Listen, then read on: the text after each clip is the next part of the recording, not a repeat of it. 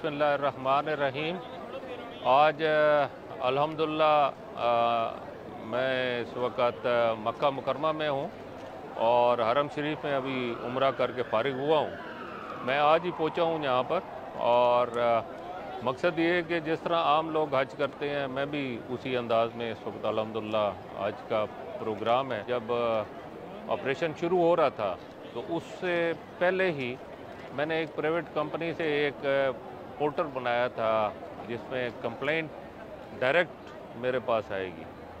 तो मेरे इस एक महीने के अंदर तकरीबन को 15,000 के करीब शिकायत थी, जिनको हमने इमीडिएट बेसिस के ऊपर उसके ऊपर एक्शन किया और उन शिकायत को दूर करने की कोशिश की।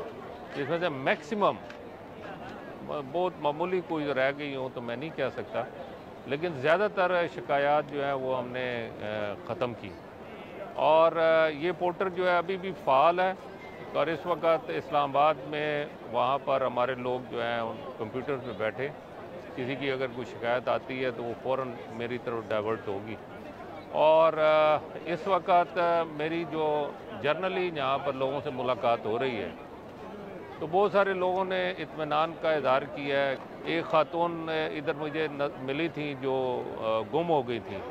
मैंने उसी वक्त उनके साथ जो हमारे मुआवनीन हैं उनके साथ उनको भिजवाया है उनकी जगह पर। और अच्छी बात यह थी कि उन्होंने कार्ड अपने गले में पहना हुआ था, जिसकी वजह से उनका एड्रेस हमें पता चल गया। मैं एक बात ज़रूर करना चाहूँगा प्राइवेट ऑपरेटर्स के लिए, ये मेरा एक बड़ा अहम पैगाम है उनके लिए कि ये जैसे ही अब हज ख़त्म होगा तो मैं प्राइवेट ऑपरेटर्स के हवाले से भी कंप्लेंट जो है इस्लामाबाद में सुनूंगा। और मैं पहले से उनको इत्तला देना चाहता हूं कि वो कोशिश करें कि जो उनकी कमिटमेंट है हुज्जाज के साथ वो अपनी कमिटमेंट को पूरी करें।